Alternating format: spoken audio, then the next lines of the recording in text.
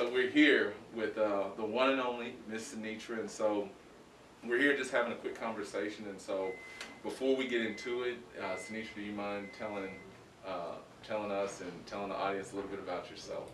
All right, well, I am Sinetra Smith, and I have been in BDC for going on 12 years. I started out as a BDC rep, working in the internet sales department, and just kind of working my way on up. Okay, so she went the humble route. I like that. And so, all right, so in terms of when we think about recently, so one of the reasons why we're doing this is because I wanted to praise you guys because you had lots of success. And last month represented the best month that your team has had. And so I wanted you to talk to us about this. It's crazy right now in the industry. How were you able to do that to keep your team, focused and fired up to have one of the best months that they could have? Walk us through how you were able to do it. Oh, wow. Just pretty much having energy. It's all about your personality. Your personality is what's going to help build your team. Your personality is what's going to keep your team motivated. I go in there every day. Sometimes I do inspirational messages, just depending on how I'm feeling. But I also let them know that they can do it. I always got to push them to continue to keep doing. We set a goal every day, and what is it going to take for us to get to that goal? So, all right, so question I have as a side note, how do you keep your energy up? Ooh. Mm-hmm. Honestly, how I keep my energy up is I come in here every morning about 8:15. I come in my office, I shut my office door, the lights are not normally on, and I listen to inspirational messages every morning in my ear, whether it's going to be an inspirational message or whether or not I'm going to be listening to something musical-wise, right, just to get my mindset in that mind. Because whatever I don't want to take whatever I'm feeling from the outside and bring it to work, because they rely on my energy. So what was the message you heard this morning? Do you remember? I listened to, actually I was on the phone with my godmother. She's in church. She's very spiritual. So she just gave me some uplifting words to kind of just push me through the day in our conversation that we were having. But on the way to work this morning, that's who I was on the phone with. That's what I'm talking about. I think for myself, that's the same thing though. Like I feel a little empty if I don't take that time that you're talking about. Like I feel, it's like something's not right. Like the energy's not there because I'm not taking care of myself. So it's kind of like the airplane thing, right? Right. Before you can help somebody, you got to help yourself. Put the mask on yourself first. Right. Okay.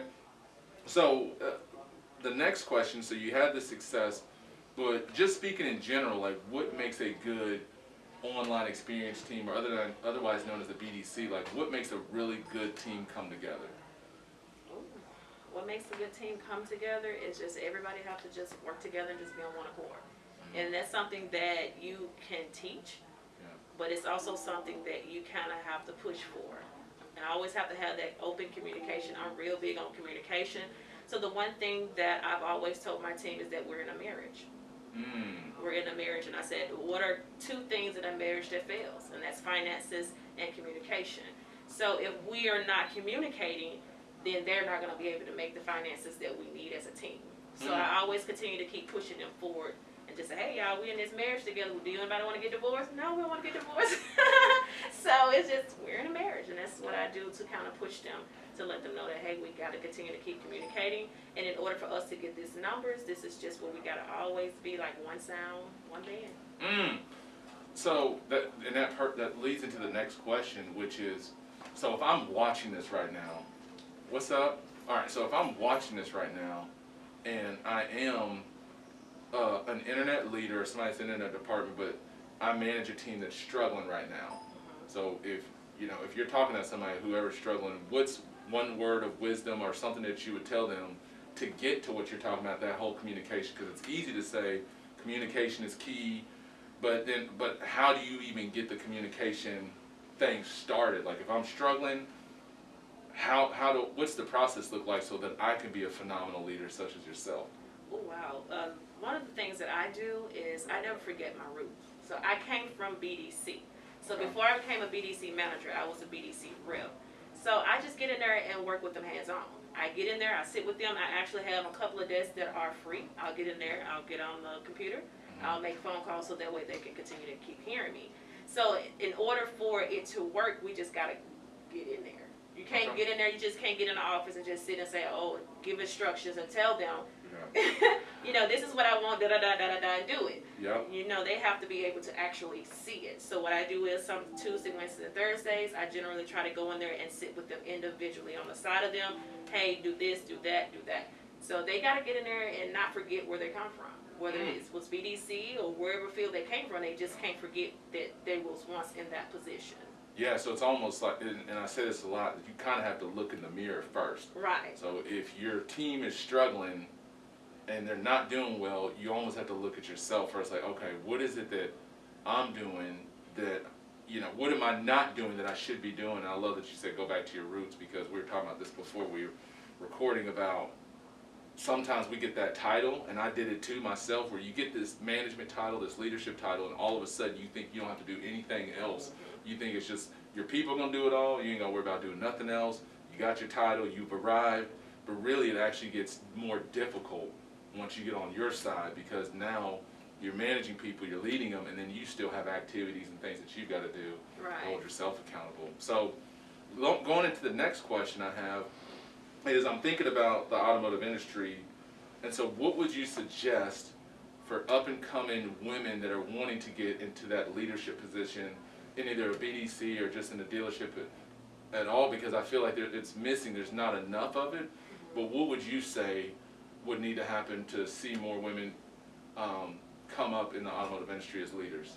One, if you want me to be honest, is that sometimes we're in a male business.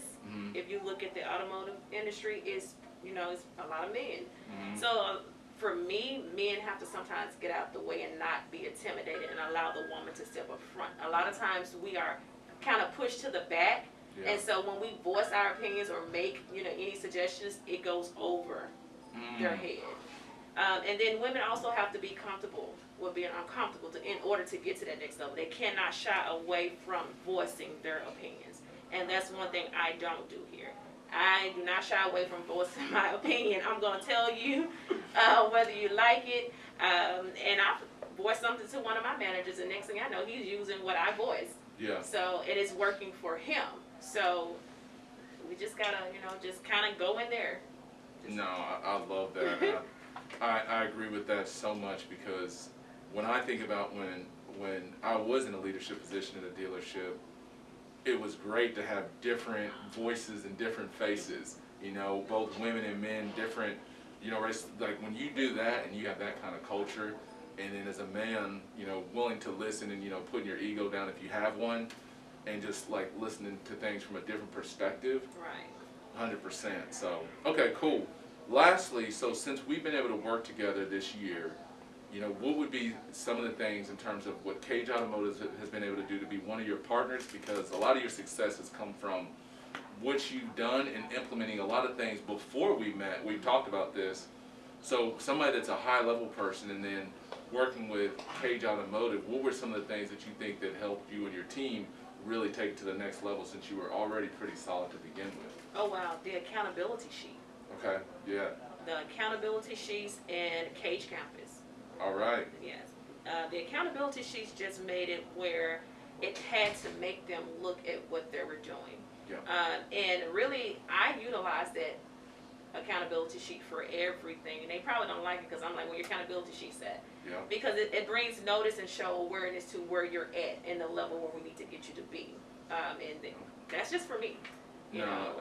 I agree. So right before I came in here, that's what, and thank you for saying that, but right before I came in here, I was having a call with a group of people that they were struggling, and I was like, do you even know your activity? Like, do you even know what your results look like on a day? And nobody knew. And I was like, that's because you're not holding yourself accountable and you're not using a sheet. Right. Because if you don't know your score, how do you know if you're ever going to win?